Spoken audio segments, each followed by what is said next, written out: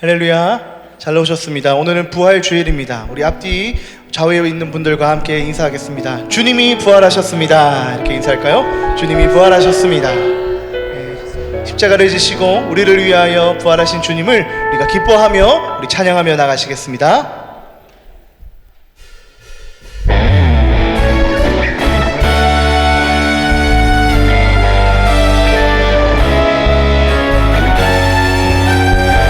힘차게 박수 치시며 주님을 찬양하며 나가십시다.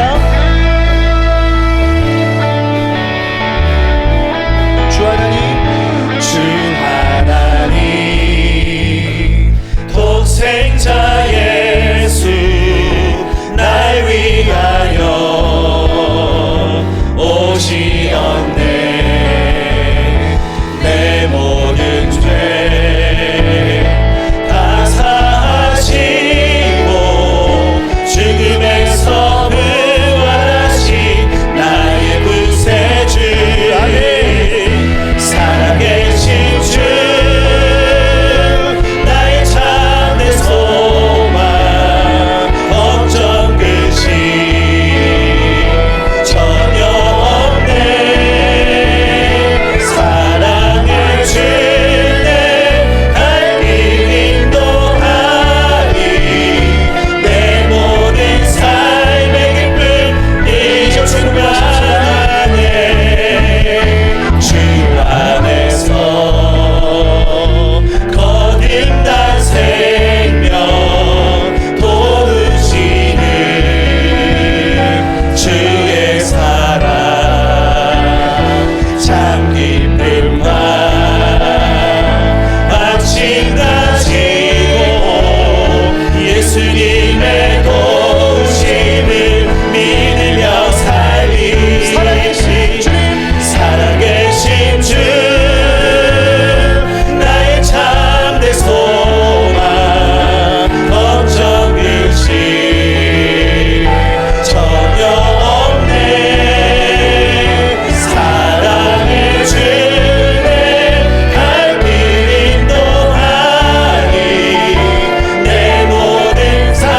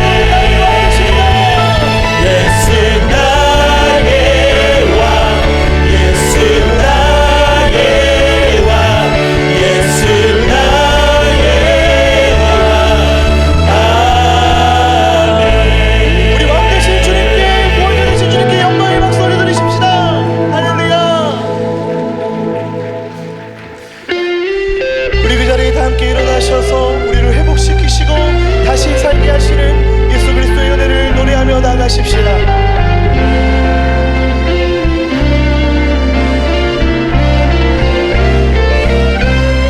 흐르는 시간이 한숨만 남기고 반복된 실패 속 지쳐갈 때 내 맘의 소망이 눈물 조각 될 때 내 곁에 다가와 부르시네. 주님의 시선 나를 비추시고 상처난 내 맘 만지시네. 말씀하시고 회복해 하시네. 주의 사랑이 다시 살게 하시네. 흐르는 시간이 한숨만 남기고 반복된 실패 속 지쳐갈 때 내 맘의 소망이 눈물 조각 될 때 내 곁에 다가와 부르시네. 주님의 시선 나를 비추시고 상처난 내 맘 만지시네. 말씀하시고 회복해 하시네. 주의 사랑이 다시 살게 하시네. 주를 봅니다. 지금 이곳에서 주를 봅니다. 지금 이곳에서 주를 봅니다. 지금 이곳에서 주를 봅니다. 지금 이곳에서 주님의 시선 나를 비추시고 상처난 내 맘 만지시네. 말씀하시고 회복해 하시네. 주의 사랑이 다시 살게 하시네. 주님의 시선 나를 비추시고 상처난 내 맘 만지시네. 말씀하시고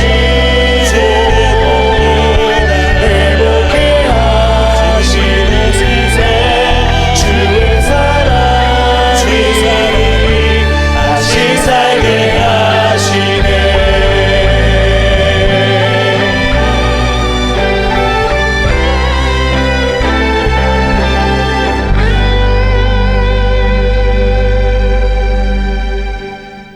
하나님은 영이시니 예배하는 자가 영과 진리로 예배할지니라. 아멘.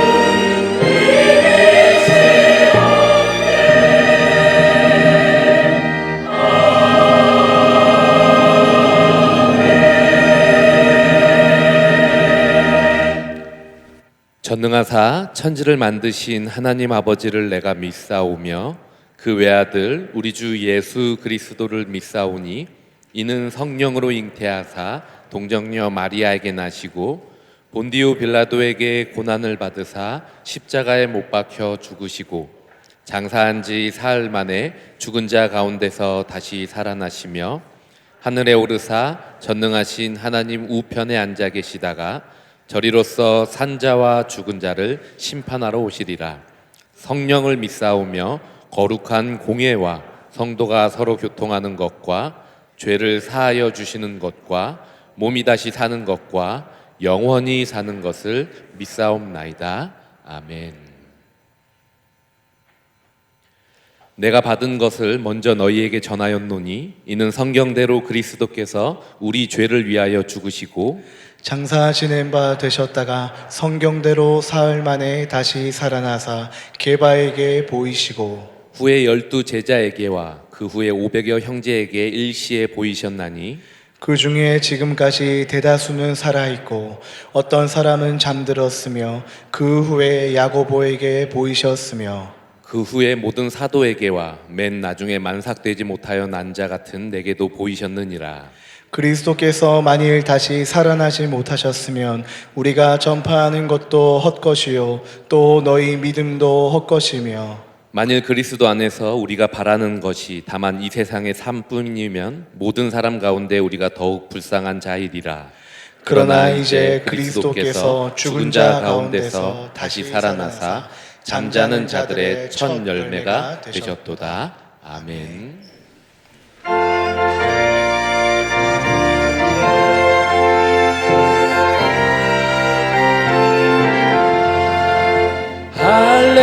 할렐루야 우리 예수 부활승 천하셨네. 세상 사람 찬양하니 천사와 나파도다. 구주 예수 부활하사 사망권 세 이겼네. 구주 예수 부활하사 사망권 3절입니다. 할렐루야 우리 예수 은과 피가 없도다. 무덤 속에 있는 죄인 주가 일으키시네. 구주 예수 부활하사 영광 주로 오시네. 구주 예수 부활하사 영광 주로 오시네.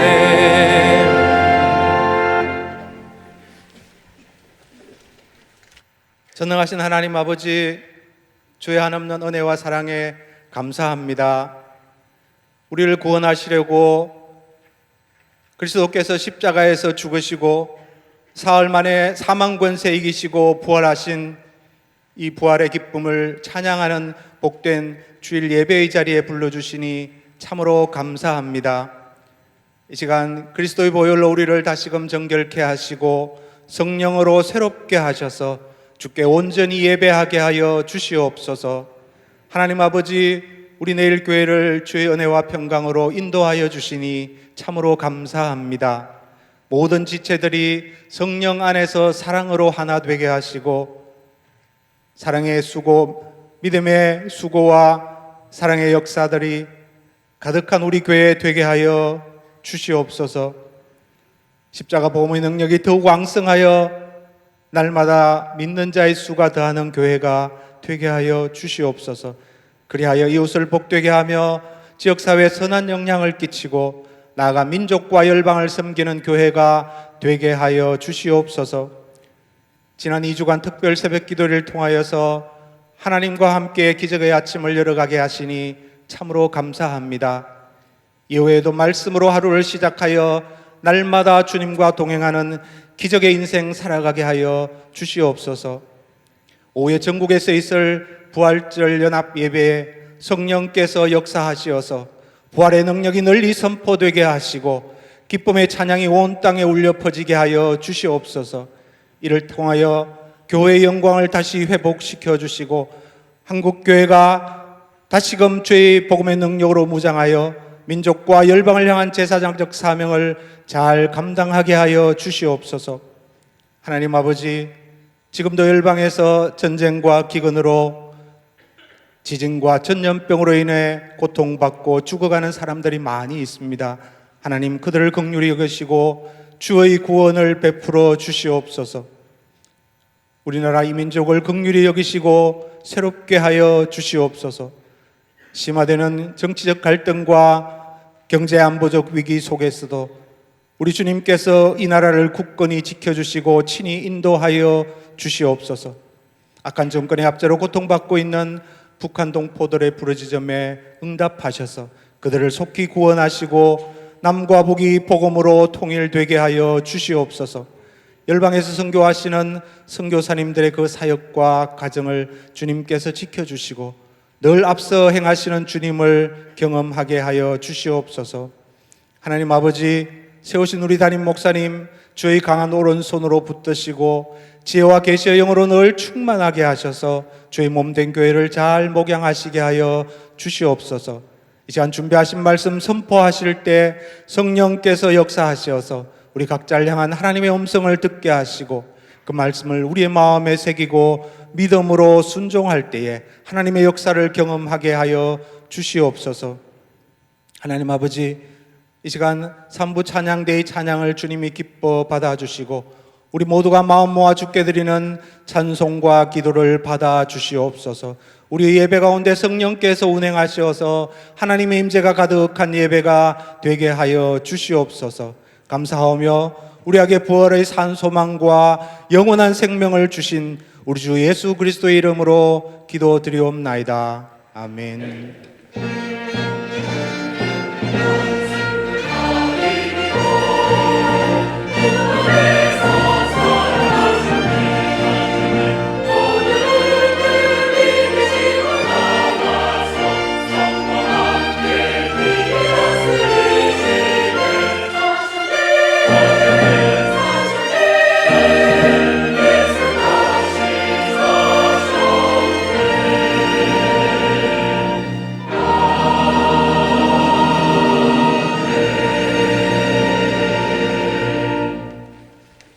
오늘 교회에 처음 등록한 가정이 있습니다. 박재환, 차효원 성도님 주님의 이름으로 환영합니다.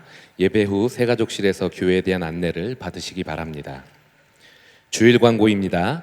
오늘은 부활주일입니다. 1부, 2부, 3부 예배는 부활주일 예배로 드리며 오후 예배는 대구 부활절 연합 예배로 드립니다.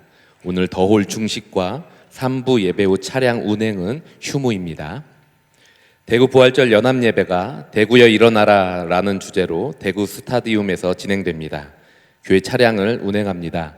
봉사자는 오후 1시 10분, 참석자는 오후 2시에 내일 교회 대로변에서 탑승하시기 바랍니다. 복귀 차량은 2부 순서인 생명문화 콘서트가 마치는 시간으로부터 20분 후에 하차 장소에서 탑승하시기 바랍니다. 미라클 모닝 위드 갓 매뉴얼을 대예배실 로비와 교회 홈페이지를 통해 배부합니다. 하루를 경건하게 시작하는 데 활용해 주시기 바랍니다. 전반기 특별 새벽 기도에 동판을 제작합니다. 현장 및 실시간 영상 예배로 12회 참석한 분은 대예배실 로비 및 교회 홈페이지를 통해 21일 금요일까지 명단을 제출해 주시기 바랍니다. 기도 학부모 교실을 오늘까지 모집하며 2023 단기 선교 및 훈련을 23일 주일까지 모집합니다. 주차 에티켓 안내입니다. 주차는 내일 교회의 얼굴입니다. 안전수칙을 꼭 지켜주시기 바랍니다. 일부 예배 참여를 권장드리며 중직자는 성서공단 북로에 주차해 주시기 바랍니다. 주중 광고입니다. 예사의 집 봉사가 11일 화요일 오전 10시에 내일 365 기도회가 13일 목요일 오전 10시에 권사 야유회가 15일 토요일 오전 8시 30분에 있습니다. 예고 광고입니다. 예가부 가족 수련회가 16일, 22일, 23일에 진행됩니다. 교우 소식입니다. 결혼하는 가정이 있습니다. 많은 축하와 기도 부탁드립니다. 오늘 우리에게 주시는 하나님의 말씀은 요한복음 21장 1절에서 22절 말씀입니다. 신약성경 184면 요한복음 21장 1절부터 22절까지 말씀입니다. 이 중에 12절부터 15절 말씀을 봉독하겠습니다. 예수께서 이르시되 와서 조반을 먹으라 하시니 제자들이 주님이신 줄 아는 고로 당신이 누구냐 감히 묻는 자가 없더라. 예수께서 가셔서 떡을 가져다가 그들에게 주시고 생선도 그와 같이 하시니라. 이것은 예수께서 죽은 자 가운데서 살아나신 후에 세 번째로 제자들에게 나타나신 것이라. 그들이 조반 먹은 후에 예수께서 시몬 베드로에게 이르시되 요한의 아들 시몬아 내가 이 사람들보다 나를 더 사랑하느냐 하시니 이르되 주님 그러하나이다. 내가 주님을 사랑하는 줄 주님께서 아시나이다. 이르시되 내 어린 양을 먹이라 하시고 아멘. 이 시간 3부 찬양대에서 핸델의 할렐루야를 찬양할 때 다 함께 자리에 일어나서 하나님께 영광 올려드리겠습니다.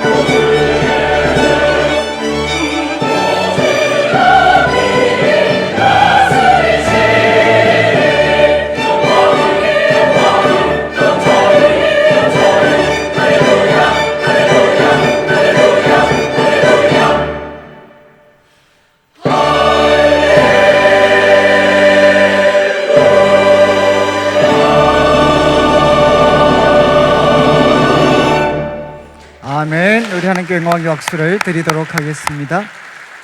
예, 우리 그 오케스트라 단원들은 오늘 이제 부활절 연합 예배 준비 관계로 지금 이제 먼저 좀 출발을 하셔야 됩니다. 우리 앞뒤 좌우로 한번 보시고 사랑합니다, 축복합니다 한번 서로 인사를 나누도록 하겠습니다.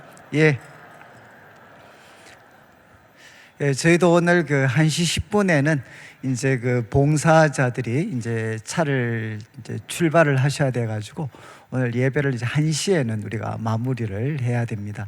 이제 오늘 저희들이 그 부활 주일이기 때문에 이제 요한복음에 있는 그 부활하신 예수님과 또 제자들의 만남을 저희들이 좀 같이 이렇게 살펴보려고 합니다. 이제 1절 말씀을 한번 보시면 지금 이제 제자들이 어디에 있는가?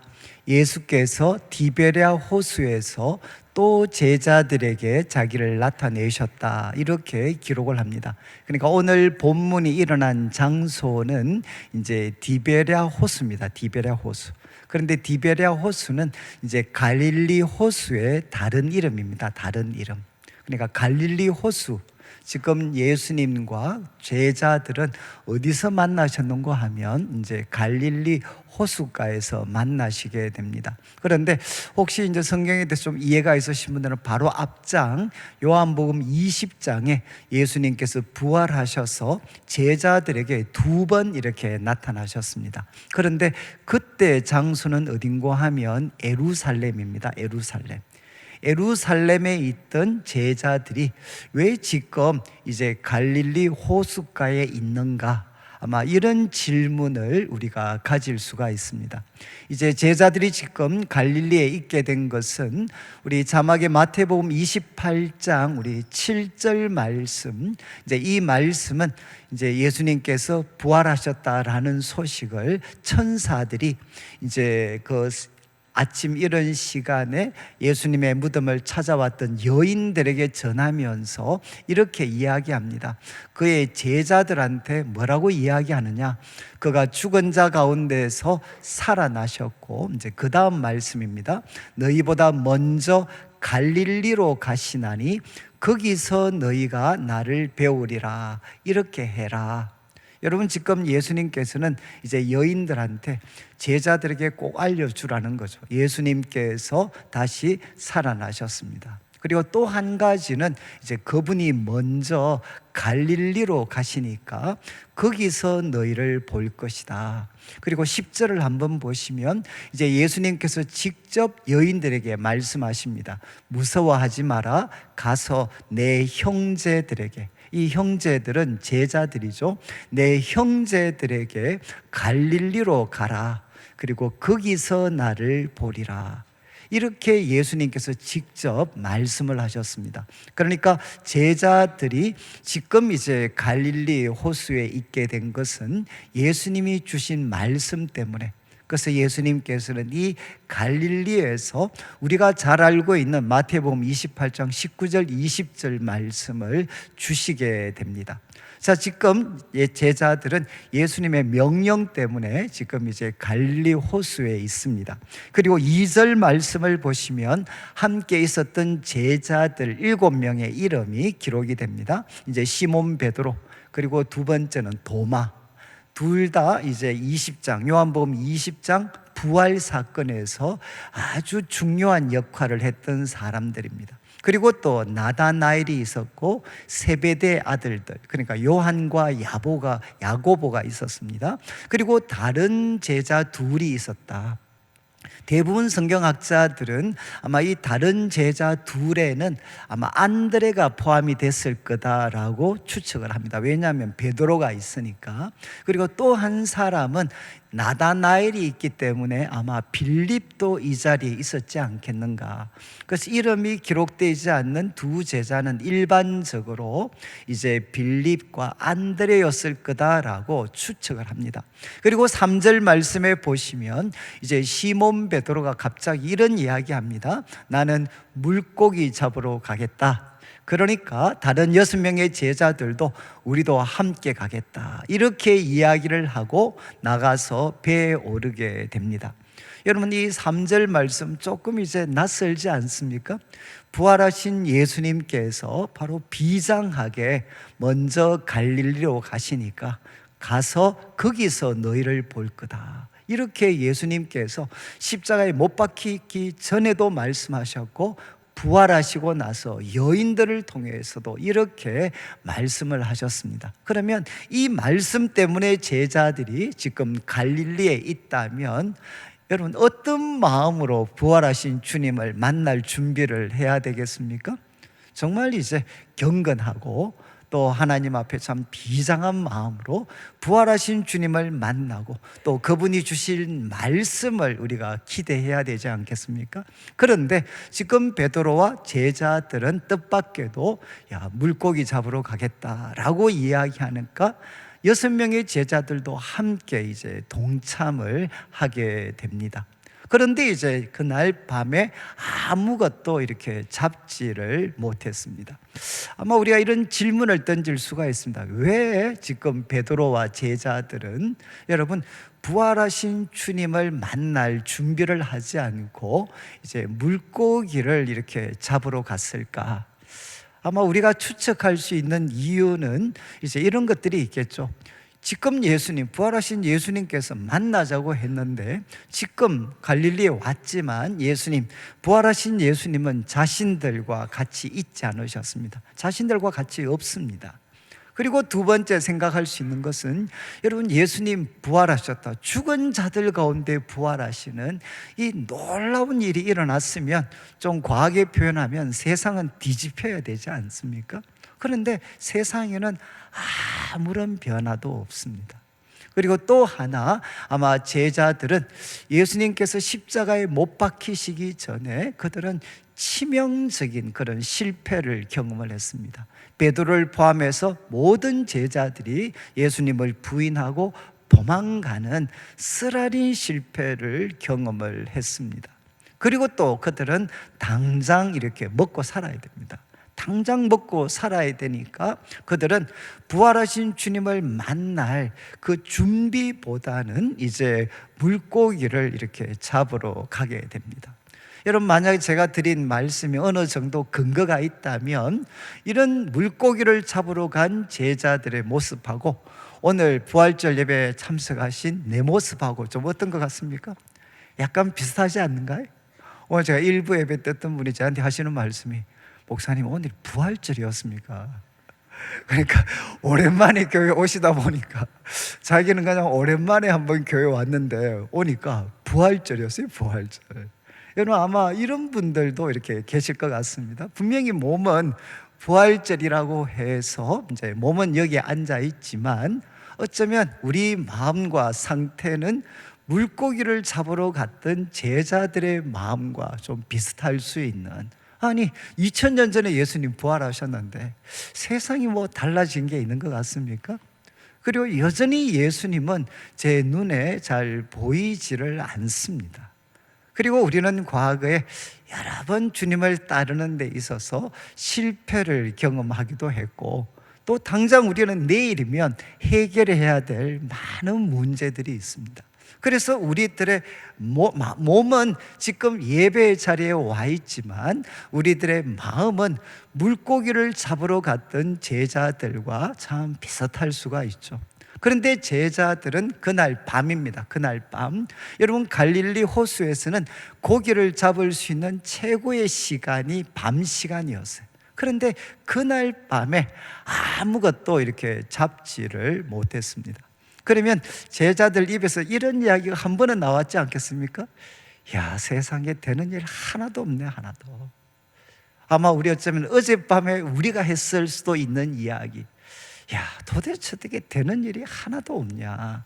아니 부활하신 주님도 지금 잘 안 나타나시고, 그리고 고기를 잡는데 과거에 나도 참 이 바닥에서는 놀았던 사람인데 어떻게 한 마리도 안 잡히냐. 그러면서 어쩌면 되는 일 하나도 없네. 그러면서 낙심했을 수가 있습니다. 이것이 이제 제자들의 모습이었습니다. 제자들의 모습. 이제 4절부터 이제 마지막 절까지는 바로 이런 제자들을 이제 부활하신 예수님께서 어떻게 대해 주셨는가 하는 것이 오늘 본문의 내용입니다. 먼저 한마디로 그냥 요약하면 여러분 부활하신 예수님께서는 물고기를 잡으러 갔고, 그리고 거기에서도 쓰라린 실패를 경험했던 이 제자들을 예수님은 변함없이 사랑하셨습니다. 여러분, 이것이 오늘 이 자리에 앉아 있는 우리들에게 바로 소망이 되는 말씀이죠. 여러분, 제자들은 물고기를 잡으러 갔고, 그리고 거기에서도 실패했는데, 이런 제자들을 부활하신 예수님께서는 변함없이 사랑을 하셨습니다. 그래서 5가지 결국 행동을 하게 됩니다. 4절 말씀, 4절에 이렇게 기록됩니다. 날이 새어갈 때, 이제 날이 점점 밝아가는데, 그때 예수께서 바닷가에 서 계셨습니다. 여러분, 날이 이렇게 새어갈 때 예수께서 바닷가에 서 계셨고, 그리고 제자들은 예수님이신 줄 알지를 못했습니다. 왜냐하면 제자들은 지금 좀 있으면 나오지만 한 90m 정도 떨어진 호수에서 고기를 잡고 있었고, 예수님은 90m 밖에 이제 그 호숫가에 서 계셨고, 아직 날이 환하지 않았기 때문에 제자들은 예수님인 줄을 몰랐습니다. 근데 분명한 것은 무엇이죠? 예수님은 어떻게 하셨나? 부활하신 예수님께서는 고기를 잡으러 갔고, 실패 있는 제자들, 그 제자들을 예수님은 찾아오셨습니다. 여러분, 이것은 성경이 이야기하는 가장 기쁜 소식. 여러분, 제가 다른 종교를 폄훼하는 건 아니지만, 다른 종교는 뭐라고 하죠? 오라고 이야기합니다. 오라고. 그런데 기독교는 뭐라고 이야기하느냐? 언제나 하나님이 먼저 찾아오십니다. 그리고 우리 예수님께서도 부활하신 예수님께서도 바로 실패에 빠져 있는 제자들을 먼저 이렇게 찾아오셨습니다. 우리 예수님은 먼저 찾아오시는 분이십니다. 그런 다음 5절 말씀을 보시면 예수님께서 이렇게 말씀하시죠. 얘들아, 너희에게 고기가 있나? 또 어떤 분들은 이제 유교 쪽에 계시는 분, 아무리 예수님이라도 제자들한테 반말 까면 되냐? 또 혹시 이렇게 불편하신 분들이 계실지 모르겠어요. 여기 얘들이라는 거는 우리로 말하면 이제 바닷가에 여러분 낚시하시는 분이 있으면, 아니 어르신 아니면 이제 친구요, 뭐 이런 뜻입니다. 친구요, 혹시 좀 잡으셨습니까? 고기 있습니까? 이렇게 질문을 하니까 이제 제자들이 대답합니다. 없나이다. 그때 6절 예수님께서 이렇게 말씀하십니다. 배 오른편에, 강조점은 이제 오른편입니다. 배 오른편에 그물을 던져라. 그러면 잡을 것이다. 이렇게 말씀을 하셨어요. 아마 또 이 말씀을 들었을 때 아마 이제 우리 성도님들 가운데 아마 모범생들은 이렇게 대답하실 수 있죠. 아니 예수님, 헷갈리게 하지 마시고, 아니 누가복음 5장에 그때 베드로가 고기 잡은 거 하나도 없을 때 예수님 뭐라고 말씀하셨죠? 깊은 곳에 가서 그물을 내려라. 예수님, 정답은 배 오른편이 아니고 깊은 곳에 가서 그물을 내려라. 다시 말씀을 교정해 주십시오. 어쩌면 혹시 이런 분들이 계실지 모르겠어요. 여러분, 분명히 누가복음 5장에 예수님은 시몬을 처음 이렇게 만나셨을 때 뭐 똑같은 세팅이죠. 고기를 한 마리도 밤새도록 수고했지만 잡지 못했을 때 말씀을 마치시고 배 깊은 곳에 가서 그물을 내려라 말씀하셨습니다. 그러나 부활하신 예수님께서 다시 바로 제자들에게 찾아오셨을 때 그분은 깊은 곳에 가서 그물을 던져라만 이야기하시는 분이 아니고 배 오른편에 던져라, 이렇게 말씀하시는 분이시죠. 제가 이렇게 말씀드리는 것은 주님께서 우리를 구원하시고 새롭게 하실 때 우리 주님은 한 가지 방법에 매이는 분이 아닙니다. 주님은 자유롭게, 말씀 자유롭게 다양한 방법으로 우리를 도우시고 변화시키시는 분이시죠. 그런데 내 경험 한 가지에만 붙잡혀서 여러분 하나님의 역사를 제한하거나 다른 사람의 감정들을 판단하는 일들은 우리가 참 어리석은 일입니다. 우리 예수님께서는 이제 배 오른편에 던져라, 그러면 잡을 거다 라고 말씀을 하셨습니다. 그래서 제자들이 순종을 하니까 이제 물고기가 많아 그물을 들 수 없게 됐습니다. 정말 많이 잡았습니다. 그때 7절 말씀, 이제 7절에 이 놀라운 일이 일어났을 때 7절 말씀, 예수께서 사랑하시는 그 제자, 일반적으로 요한복음을 지금 기록하고 있는 이제 요한이죠. 이 복음서 저자, 이 글을 쓰고 있는 제자가 자기잖아요. 그때 예수께서 사랑하시는 그 제자가 베드로에게 이야기했다. 주님이시다. 여러분, 바로 그 말씀을 하신 분이 주님이시다. 그리고 자기들이 기다리고 있었던 부활하신 주님께서 바로 찾아오셨다. 주님이시다. 이렇게 이야기를 했습니다. 그때 이제 시몬 베드로가 벗고 있다가, 여러분 이제 물고기를 잡았으니까 아마 상의 정도는 벗고 있었겠죠.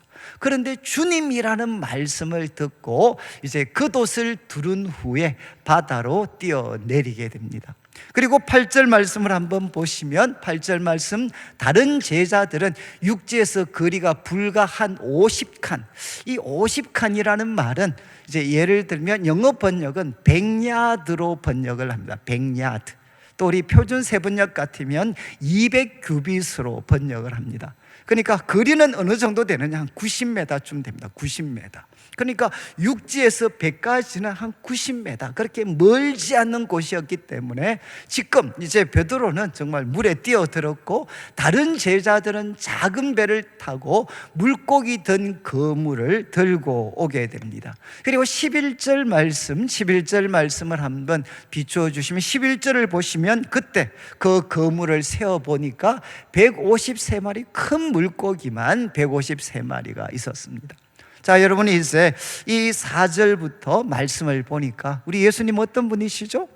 우리 예수님께서는 찾아오실 뿐만 아니라 그분의 말씀을 통해서 제자들의 실패, 그 실패를 반전시켜 주시는, 역전시켜 주시는 놀라운 기적을 바로 행해 주시는 분이십니다. 실패를 바로 반전시키시는 분이시죠. 배 오른편에 그물을 던져라 라고 했을 때 정말 밤새도록 한 마리도 잡지 못했던 제자들이 풍성한 결과를 누리게 됩니다. 저는 이제 이 어떤 말씀을 보면서 우리 3월 달에 우리 샬롬부에서 이제 그 수련회, 일일 수련회를 하셨습니다. 그런데 그때 저도 이제 잠시 예배 때문에 참여를 했다가, 그때 이제 다른 교회 장로님이 한 분 오셔가지고 시 낭송을 하셨어요. 시 낭송. 근데 그 낭송했던 시 중에 하나가, 이제 저는 뭐 이쪽에 좀 문외 아니니까 이제 박목을 시인이 쓰셨던 그 신앙시가 있더라고요. 그래서 그 제목이 뭔가 하면 오른편이라는 이제 시입니다. 시. 제가 이제 내용만 기억하고 좀 말씀을 드리니까 일부 예배 후에 집사님이 잽싸게 이 시를 찾아주셔서 제가 이제 원본을 읽어 드릴 수 있게 됐습니다. 근데 그 시 내용이 이렇습니다. 이게 이제 박목을 시인이 이 어떤 요한복음 21장 이 전반부 말씀에 아마 큰 은혜를 받으셨던 것 같아요. 그래서 이렇게 이야기합니다. 궁핍하고 어려울 때마다 오른편을 살펴본다. 아시겠죠? 이제 오른편. 그리고 주께서 일러주신 말씀의 방향을, 괴롭고 답답할 때마다 오른편을 살펴본다. 주께서 일러주신 믿음의 방향을. 그리고 이렇게 이야기를 합니다. 진실로 믿는 자에게는 오른편이 있다. 신앙의 그물만 던지면 미어지게 고기를 잡을 수 있다. 설사 그것이 비린내가 풍기는 현실의 고기가 아닐지라도 굶주린 영을 충만하게 채울 수 있는 비늘이 싱싱하게 빛나는 말씀의 생선. 여러분 이제 뭐 시간상 다 읽어드릴 수는 없고, 저는 그때 이제 이 시를 낭송하는 걸 들으면서 제 개인적으로는 좀 막 전율이 느껴졌어요. 그래서 저는 딱 하나, 이제 오른편이 있다, 이거를 저는 이제 배 오른편이 있다. 내 삶이 한계에 부딪히고 때로는 낙심하고 또 어떻게 해야 될지 모를 때 나에게는 배 오른편이 있다. 배 오른편. 주님이 말씀해 주신 그 오른편이 있다. 오른편. 여러분, 부활하신 주님은 누구시냐? 지금도 우리에게 찾아오셔서 오른편에 거물을 던져라. 이렇게 말씀을 통해 여러분 우리들의 삶을 반전시켜 주시고 역전시켜 주시는 분이 바로 부활하신 예수님이십니다. 그리고 이어지는 말씀을 한번 보시면 이제 9절입니다. 세 번째 9절에 육지에 이제 올라와 보니까 제자들이 베드로를 포함해서 제자들이 육지에 올라 보니까 참 거기에 이렇게 숯불이 있었습니다. 숯불이 있었고 그리고 그 위에 이제 생선과 그리고 떡이 놓여졌습니다. 참 이 성경을 보면 정말 이렇게 치밀한 것 같아요. 육지에 올라 보니까 숯불이 놓여져 있었습니다. 숯불. 그리고 그 위에 생선과 떡이 놓여져 있었습니다. 이런 다 이것은 제자들과 예수님의 경험을 다 이 표현 속에 반영을 하고 있습니다. 여러분 이 숯불은 이 요한복음에 딱 2번 등장합니다. 2번. 여기에 한 번 등장하고 언제 등장하나? 18장 18절 자막을 한번 비추어 주시면 이게 이제 베드로가 예수님 3번 부인할 때 상황인데 그때가 추운 고로 종과 아랫 사람들이 불을 피우고 서서 쬐니 이렇게 되어 있죠. 불을 피우고. 원래 정확한 번역은 숯불을 피우고 서서 쬐니입니다. 똑같은 단어입니다. 숯불. 여러분 바로 그때 베드로가 3번 예수님을 부인할 때 상황을 설명할 때 날씨가 추웠습니다. 그리고 종과 아랫 사람들이 무엇을 했나? 숯불을 피웠습니다. 숯불을 피고 그리고 서서 그들을 쬐일 때 베드로도 거기에 이제 소위 끼어든 거죠. 베드로도 함께 쬐다가 갑자기 여종이 질문을 합니다. 너도 바로 예수와 함께 했던 사람이다. 너도 갈릴리 사람이다. 이렇게 이야기하니까 베드로가 깜짝 놀라서 바로 3번이나 예수님을 부인하고 마침내는 예수님을 저주까지 하는 잘못을 범하게 되죠. 여러분 이제 우리 보통 범죄 심리학자 이런 분들 이야기 들으면 사람이 큰 잘못을 범했을 때 바로 그때 어떤 상황, 이미지, 그 이미지만 한번 생각이 나도 사람은 화들짝 놀라게 되잖아요. 여러분 지금 숯불을 보았을 때 여러분 베드로의 마음이 어떻겠습니까? 아마 화들짝 놀랐겠죠. 그리고 무엇이 생각이 났겠습니까? 그 숯불을 쬐다가 바로 예수님을 3번이나 부인했던 쓰라린 실패, 그 쓰라린 실패의 기억이 아마 그에게 떠올랐겠죠. 그런데 그 숯불, 자기가 예수님을 부인했던 그 어떤 숯불, 그 숯불 위에 무엇이 놓여져 있었느냐? 떡과 생선이 놓여져 있었습니다. 여러분 다시 이제 한번 9절 말씀 비추어 주시면 여기 또 재밌는 것은 떡과 생선 요한복음에 2가지가 같이 나온 적은 딱 한 번 더 있습니다. 언제겠습니까? 바로 오병이어 사건입니다. 여러분 바로 떡과 고기, 물고기가 함께 등장했던 사건은 바로 오병이어 사건이죠. 오병이어 사건. 마치 그때의 기억을 우리에게 그때 사건을 기억나게 해주는 것처럼 육지에 올라 보니까 숯불이 있었고 그리고 거기에 생선과 떡이 놓여져 있었습니다. 그리고 10절 말씀 예수님께서 10절에 이제 이렇게 이야기하죠. 지금 잡은 생선 좀 가져와라. 그러니까 11절에 세어 봤을 때 153마리였고 그리고 12절을 보시죠. 12절 이제 예수께서 이야기하십니다. 조반을 먹어라. 그리고 제자들이 주님이신 줄 아는 고로 당신이 누구냐 감히 묻는 자가 없더라. 그리고 13절도 보십시오. 13절 예수께서 가셔서 떡을 가져다가 그들에게 주시고 생선도 그와 같이 하셨다. 14절 이것은 예수께서 죽은 자 가운데서 살아나신 후 3번째 제자들에게 나타나신 거다. 여러분 우리 예수님은 정말 말씀을 통해 배오른편에 거물을 던져라 말씀을 통해 제자들의 삶에 그 어떤 실패로 가득했던 제자들의 삶을 역전시켜 주시고 반전시켜 주셨는데 그것이 끝이 아니라 육지에 올라와 보니까 부활하신 예수께서 바로 지쳐있는 제자들을 위해서 아침 식사를 준비하는 거죠. 그래서 만약에 이제 우리 성도님들 가운데 저한테 성경에서 제일 좋아하는 구절이 무엇입니까? 라고 물으시면 와서 밥 먹어라. 여러분 이 12절 말씀, 와서 조반을 먹으라. 우리 부활하신 주님께서 이런 말씀을 하셨어요. 식사 다 챙기시고 와서 조반을 먹으라. 와서 아침밥 먹으라. 여러분 이게 부활하신 주님께서 하신 말씀이다. 이게 상상이 가시나요? 우리는 부활하신 주님 그러시면 하늘과 땅의 모든 근세를 가졌으니 너희는 가서 모든 족속으로 제자를 삼고 막 우리한테 명령하시고 막 그런 크고 위대하신 분만 생각할 수 있지만, 여러분 예수님을 가장 가까이서 만나고 알고 있었던 요한은 기록을 했습니다. 부활하신 주님께서 제자들을 위해서 아침 식사를 준비해 주셨다는 거죠. 그리고 말씀하셨습니다. 와서 아침을 먹으라. 와서 조반을 먹으라. 여러분 이게 천지와 만물을 창조하셨던 하나님, 그리고 죽음의 근세를 깨뜨리셨던 부활하신 주님께서 제자들에게 친히 하신 말씀이죠. 와서 조반을 먹으라. 주님은 우리를 이렇게 세밀하게 사랑해 주시는 분이시죠. 그것도 세밀하게 사랑해 주시는 분. 그래서 주님은 제자들을 정성껏 사랑으로 대접해 주셨습니다. 여러분 우리가 주님을 섬기는 것이 기쁨인 이유가 여기에 있죠.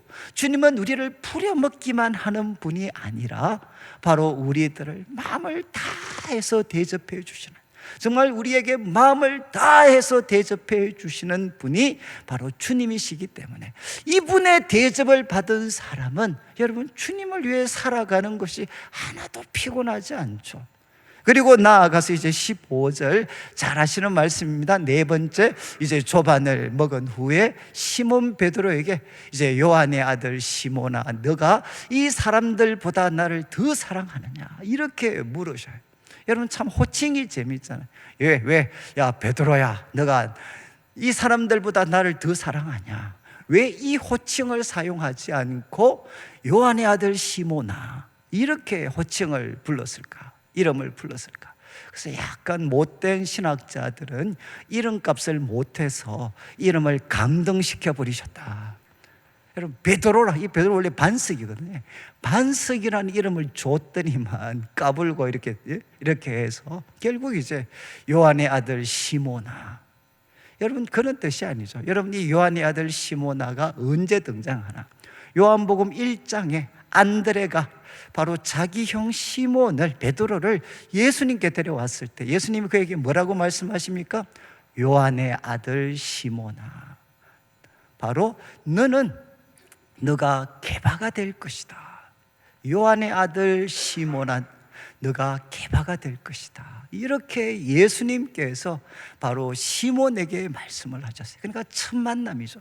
예수님과 바로 이 시몬이 가졌던 첫 번째 만남에 예수님이 자기를 불러주셨던 이름, 시몬의 아들, 요한의 아들 시몬아, 너가 바로 게바가 될 것이다. 이 게바는 아람어고 헬라어 표현이 뭔가 하면 베드로입니다. 베드로.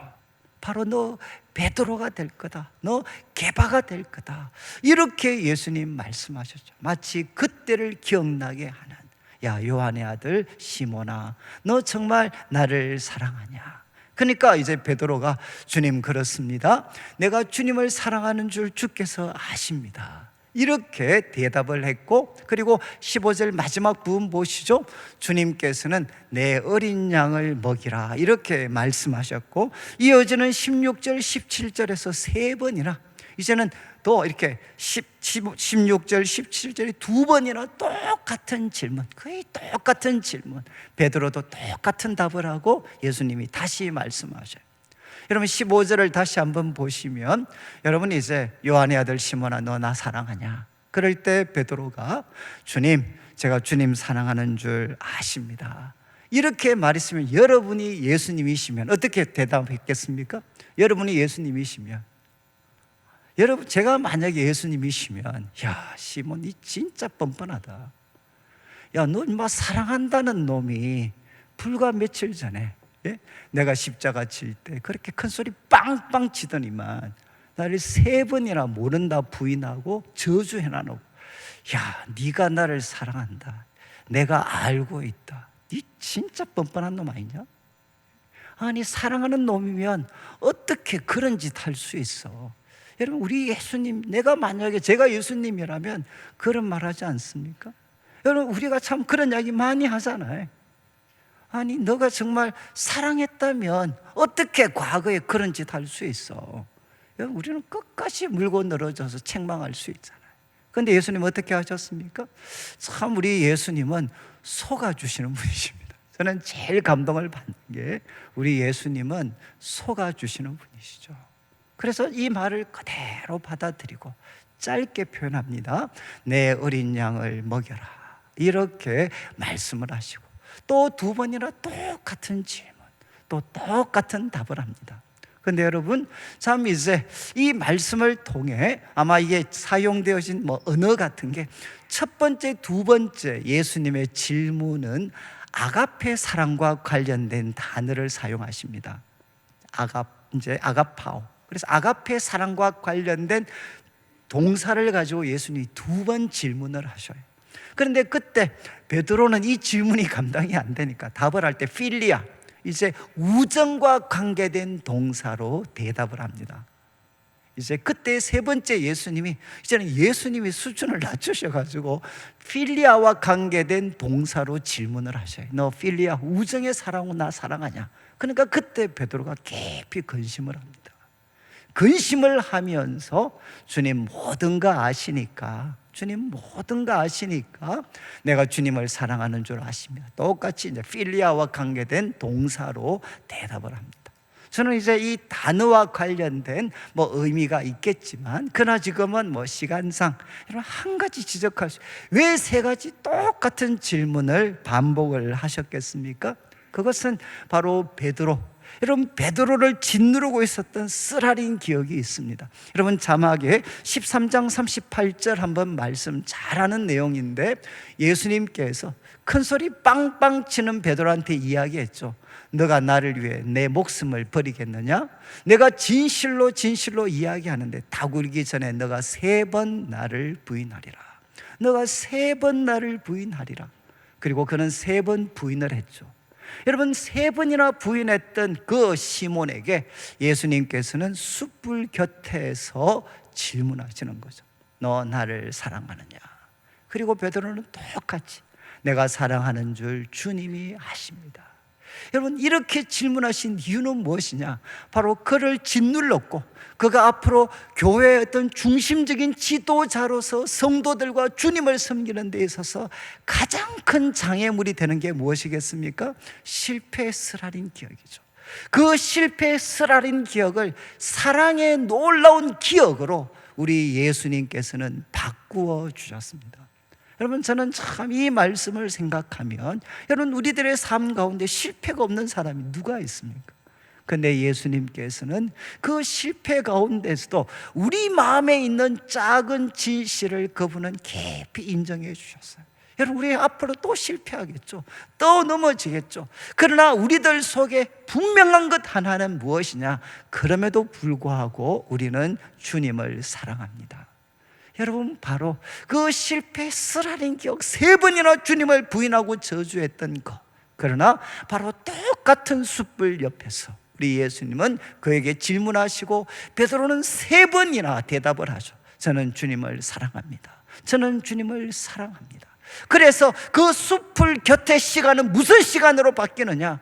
바로 실패의 쓰라린 기억이 아니라 주님을 향해 변함없는 사랑을 고백했던 놀라운 기억, 놀라운 사랑의 기억으로 그 장소를 바꾸어 주시는 거죠. 여러분 예수님께서는 실패의 쓰라린 기억을 사랑의 놀라운 기억으로 예수님은 바꾸어 주셨습니다. 그리고 마지막 이제 17절 마지막을 한번 보시면, 그러시면서 17절 마지막에 내 양을 먹여라 말씀을 하셨습니다. 그리고 이제 18절 보시죠. 18절, 내가 진실로 이야기하는데 너 젊어서는 스스로 띠뛰고 원하는 곳으로, 젊어서는 마음껏 다닐 거다. 그렇지만 늙어서는 내 팔을 벌릴 거고 남이 너에게 띠를 띄우고 원하지 아니하는 곳으로 데려갈 거다. 이게 무슨 말씀이죠 이게? 이제 19절에 이제 요한, 이 글을 쓰고 있는 요한이 여기에 설명을 덧붙입니다. 여러분이 이제 좀 기억하셔야 되는 게, 이 요한이 이 요한복음을 기록했을 때가 보통 주 80년대 중후반으로 생각을 합니다. 80년대 중반. 그런데 베드로는 언제 죽었느냐? 이제 60년대 중반, 네로 황제 때 베드로가 죽습니다. 그러니까 지금은 요한이 이 글을 쓸 때는 이미 최소한 한 20년 전에 베드로는 순교를 했습니다. 그래서 베드로는 지금, 요한은 예수님의 이 말씀, 50년 전에 주셨던 이 말씀이 뭔지 이제 그가 설명을 하는 거죠. 예수님이 베드로에게 주셨던 말씀은 무엇이냐? 베드로가 어떠한 죽음으로, 그 다음 편입니다, 하나님께 영광을 돌릴 것을 가리키심이라. 여러분, 베드로는 앞으로 어떤 사람이 되겠다는 거죠? 이렇게 불완전했던 베드로, 그러나 그는 젊어서는 복음을 위해서 마음껏 일하다가 바로 늙어서는 주님 앞에 자신의 생명을 순교의 제물로 드려서 그 죽음을 통해 하나님께 영광을 돌리는 소위 위대한 신앙의 승리자가 될 거다. 바로 이 말씀을 부활하신 주님께서 베드로에게 주신 것이다. 이렇게 이 어떤 요한은 설명을 달고 있습니다. 그러면서 베드로에게 주셨던 마지막 말씀이죠. 나를 따르라. 베드로에게 주님은 말씀하셨습니다. 나를 따르라. 우리 예수님 어떤 분이시죠? 바로 실패했던 베드로, 그리고 물고기 잡으러 갔던 그 베드로를 다시금 사명의 자리에 세우시는 분이시죠. 협박을 통해서가 아니라 사랑으로 바로 그를, 그 예수님을 따르는 자리에 서게 하셨던 분. 그리고 20절 21절을 보십시오. 이렇게 질문을 할 때 베드로가 이야기합니다. 20절을 한번 보시면, 이제 20절에 베드로가 갑자기 예수님이 사랑하시는 제자가 자기들을 따르는 걸 보았습니다. 저 사람 어떻게 되겠습니까? 21절, 저 사람이 어떻게 되겠습니까? 라고 질문을 하고, 22절 예수님이 답변을 하십니다. 예수님께서 바로 내가 올 때까지 그를 머물게 하고자 할지라도 내게 무슨 상관이냐? 너는 나를 따르라. 여러분, 우리가 신앙생활할 때 침체에 빠지기 쉬운 가장 큰 사례는 어떤 때냐? 바로 다른 사람 쳐다볼 때입니다. 다른 사람은, 여러분, 베드로는 죽었지만 요한은 죽지 않습니다. 아주 장수합니다. 그리고 또 요한은 저술가로서 예언서, 요한계시록, 요한 1, 2, 3서, 요한복음을 기록했지만 바로 베드로는 어떻습니까? 바로 놀라운 목회자로서 그는 사역을 했습니다. 길이 달랐죠, 길이. 그래서 베드로가 저 예수님 사랑하는 제자는 어떻게 되겠습니까? 라고 말할 때, 야, 그건 너가 신경 쓸 게 아니야. 중요한 것은 너는 나를 따르라. 너는 나를 따르라. 이렇게 말씀을 하셨어요. 혹시 오늘 이 자리에 앉아 계시는 분 중에 다른 사람은 이렇게 일도 잘 풀리는 것 같고, 다른 사람들은 잘 되는 것 같은데 내 인생은 이게 뭐야? 라고 생각하시는 분들이 계실 수 있습니다. 주님은 똑같은 도전을 하시는 거죠. 너는 나를 따르라. 그 사람들에게 하나님이 어떻게 하실지는 주님의 손에 달려 있는 거니까 거기에 신경 쓰지 말고 너는 나를 따르라. 그러면서 베드로를 다시금 사명의 자리에 예수님은 회복시켜 주셨습니다. 오늘 말씀 마무리하면서, 여러분, 우리들은 참 물고기 잡으러 갔고, 그리고 실패했던 제자들의 모습과 참 우리는 비슷할 때가 많습니다. 그러나 부활하신 우리 예수님은 어떤 분이시냐? 변함없이 바로 우리를 사랑하시는 분이십니다. 믿으십니까? 변함없이 부활하신 주님은 우리를 사랑하셔서 첫 번째 우리에게 찾아오시고, 그리고 그분의 말씀으로 실패를 풍성함의 기적으로 여전히 바꾸어 주실 수 있는 바로 오른편을 말씀해 주시는 분이시고, 세 번째, 여러분, 정성을 다해 마음을 다해서 바로 식사를 대접하시고 와서 밥 먹으라 말씀하시는 사랑의 주님이십니다. 그뿐만 아니라 주님께서는 우리의 쓰라린 실패의 기억을 치유해 주셔서 상처에 발목 잡힌 인생이 아니라 하나님 사랑에 사로잡혀 살아가는 인생이 되도록 주님은 우리를 붙잡아 주시고 마침내 다시금 사명의 자리에 세우셔서 주님의 양을 맡기고 주님을 따라가고, 그리고 다른 사람들이 어떻게 살아가든지 여러분 옆에 있는 성도들은 비교의 대상이 아니라 하늘을 향해 가는 길동무들입니다. 길동무들. 각자 걸어가는 길은 다릅니다. 여러분 다 우리 성도들은 길동무들이죠. 그래서 서로를 격려하며 우리 모든 성도들이 너는 나를 따르라, 이 예수님 말씀에 순종해서 예수님 따라가는 부활의 정인으로 살아가게 되시기를 주님의 이름으로 축원합니다. 우리 같이 한번 찬양을 드리겠는데 165장 우리 1절과 3절만 찬양을 드리겠습니다.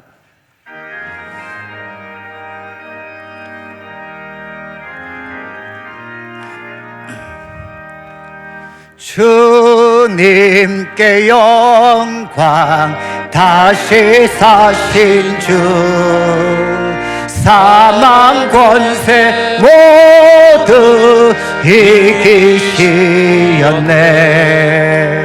흰 옷 입은 천사 돌을 옮겼고 누우셨던 곳은 비어이. 우리 박심해서 하겠습니다. 주님께 영광, 주님께 영광, 다시 사신 주, 사망 권세 모두 이기시. 3절입니다. 생명의 임금, 생명의 임금, 영광의 주님, 주님 없는 삶은 헛될 뿐이라. 주의 사랑으로 세상 이기고 요단 건너 본향 가게 하소서. 주님께 영광, 다시 사신 주, 사망 권세 모두 이기시었네. 우리 다 같이 한번 일어나셔서 주님은 부활하셨습니다. 부활하신 주님은 변함없이 저를 사랑하시는 줄 믿습니다. 주님 저에게 찾아오시고 실패로 가득한 삶 말씀하셔서 풍성함의 기적을 허락하시고, 그리고 저를 위해 아침을 준비하시는 그 사랑의 대접을 받고 실패의 쓰라린 기억 사랑의 놀라운 기억으로 바꾸어 주시며, 하나님 저도 주님을 따라가는 부활의 정인 주님의 신실한 제자가 되게 하여 주시옵소서. 우리 합심해서 함께 한번 기도드리겠습니다.